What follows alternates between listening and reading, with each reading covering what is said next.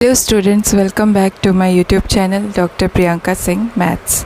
इस वीडियो में हम पढ़ रहे हैं बीएससी फर्स्ट ईयर मेजर 1 जो पेपर 1 है उसका टॉपिक, जिसमें हम पढ़ रहे हैं डी माइवर्स थ्योरम। और डी माइवर्स थ्योरम की स्टेटमेंट का यूज़ करेंगे इस प्रॉब्लम को सॉल्व करने के लिए। प्रॉब्लम क्या है, अगर n कोई एक पॉजिटिव इंटीजर है सो हमें प्रूफ करना है कि 1 + i to the power n + 1 - i to the power n की वैल्यू इक्वल होगी 2 to the power n/2 + 1 cos n π/4। ये हमें प्रूफ करना है। सो यहाँ पर किस तरीके से डी माइवर्स थ्योरम का यूज़ होगा वो आप देखेंगे इसके सल्यूशन में। सो सबसे पहले मैं 1 + i को डी माइवर्स थ्योरम हमें यूज़ करना है। सो मैं उसका स्टेटमेंट आपको बता देती हूँ। अगर n कोई पॉजिटिव इंटीजर है या फिर नेगेटिव इंटीजर है या फिर फ्रैक्शन में है,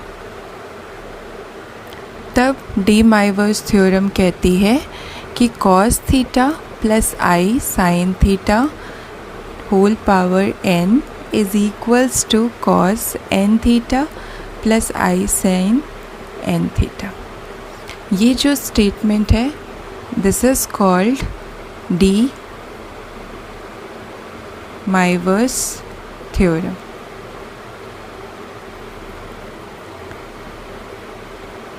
ओके, सो ये स्टेटमेंट है जो हम यहाँ यूज़ करेंगे इस प्रॉब्लम को सॉल्व करने के लिए। तो सबसे पहले ये जो 1 + i है इसको मैं cos और sin में चेंज करूँगी। और कैसे चेंज होगा तो आप देख सकते हैं यहाँ पर थीटा एंगल दोनों में सेम होना चाहिए। सो यहाँ पर आप देखेंगे 1 है, इसका कोफिशिएंट 1 है। सो क्या cos और sin की वैल्यू किसी एक पर्टिकुलर एंगल पर 1 होती है? नहीं होती है, लेकिन 1/2 होती है π/4 पर। cos π/4 भी 1/√2 होगा और sin π/4 भी 1/√2 होता है। इसलिए मैं इसको √2 में कन्वर्ट करने के लिए यहाँ पर √2 से डिवाइड भी करूँगी और √2 से मल्टीप्लाई भी करूँगी। ये डिवाइड किया और यहाँ मल्टीप्लाई किया। अब आप डायरेक्टली इसकी जगह पर लिख सकते हैं cos π/4 एंड यहाँ पे लिख सकते हैं sin π/4। अब आप देख सकते हैं ये इस फॉर्म में कन्वर्ट हो चुका है। cos π/4 + i sin π/4, यहाँ थीटा π/4 है आपका। तो यहाँ लिखना हो तो आप रीज़न लिख लीजिएगा, क्योंकि cos π/4 इक्वल टू होता है 1/√2 and this is also equal to sin π/4। So ये चेंज हो गया है। अब नेक्स्ट हमारा है 1 - i, इसको भी हमें चेंज करना है साइन कॉस में और एक पर्टिकुलर एंगल को। तो हम क्या कर रहे हैं, सबसे पहले सेम उसी तरीके से √2 से डिवाइड कर रहे हैं और √2 मल्टीप्लाई कर दिया है। अब ये जो थ्योरम है, थ्योरम का रिज़ल्ट है, ये सिर्फ एप्लीकेबल है जब यहाँ पर प्लस का साइन हो। ठीक है, cos थीटा हो, i sin थीटा हो, लेकिन दोनों के बीच में प्लस का साइन हो। नेगेटिव के लिए ये नहीं है जस्टिफाई करता। सो यहाँ नेगेटिव साइन आ रहा है तो मैंने क्या किया, इसको यहाँ पर प्लस कर दिया और यहाँ पर इसको लिख दिया -1/√2।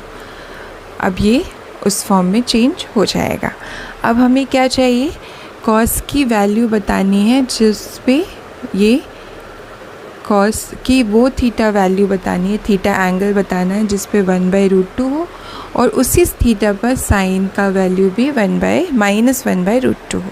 सो वो कौन सा एंगल होगा, वो होगा आपका cos -π/4 और यहाँ लिखेंगे -π/4।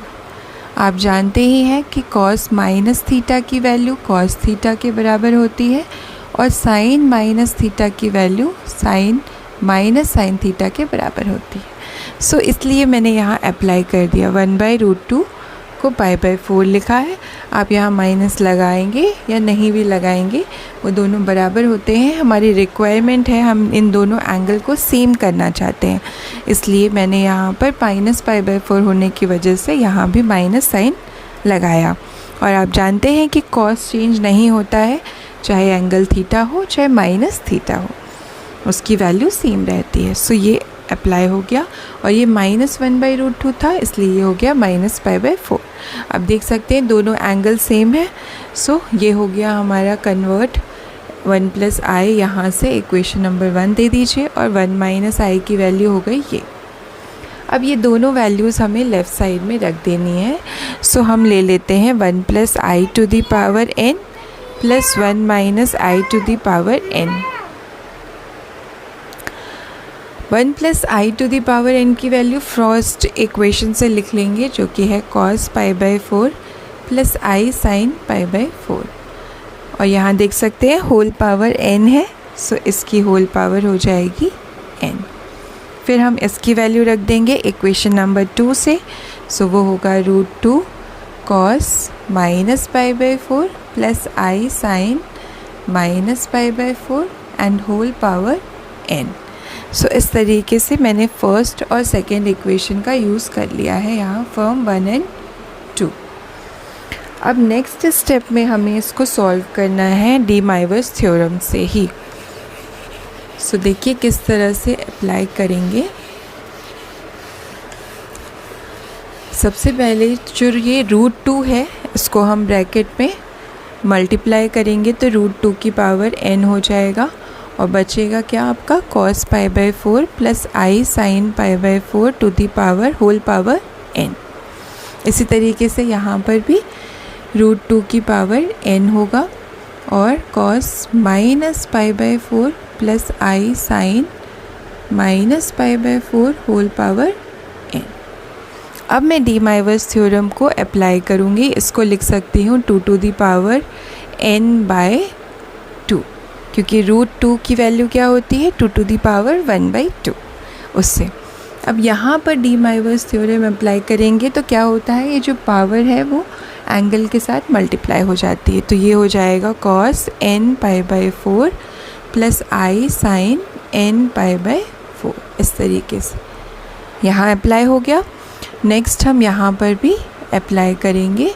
सो ये n एंगल से मल्टीप्लाई हो जाएगा, cos -nπ/4 + i sin -nπ/4। इस तरह से दोनों में डी माइवर्स थ्योरम लगा दिया है। यहाँ पर आप लिख लीजिएगा बाय डी माइवर्स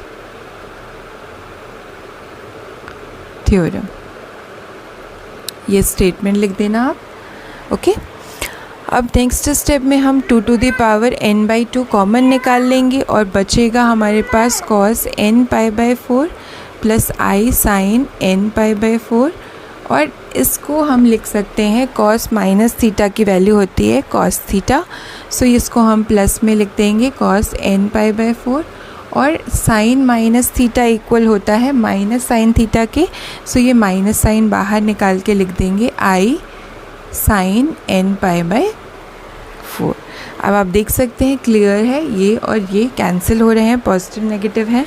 सो रिमेनिंग जो बचेगा वो ऐड हो रहे हैं, ये दोनों terms cos nπ/4 cos nπ/4 दोनों ही ऐड हो जाएंगे। सो ये हो जाएगा 2 cos nπ/4। अब ये देखिए बेस सेम है 2 2, तो इनकी पावर्स ऐड हो जाएंगी जब ये मल्टीप्लाई में है, तो ये पावर्स ऐड हो जाएंगी। सो हो जाएगा n/2 + 1, 2 to the power n/2 + 1 cos nπ/4। सो यही हमें प्रूफ करना था। आप देख सकते हैं सेम है right hand side, so hence proved. Okay, LHS = RHS। So इस तरह से एप्लीकेशन होता है डी माइवर्स थ्योरम का। This is called application of de Moivre's theorem.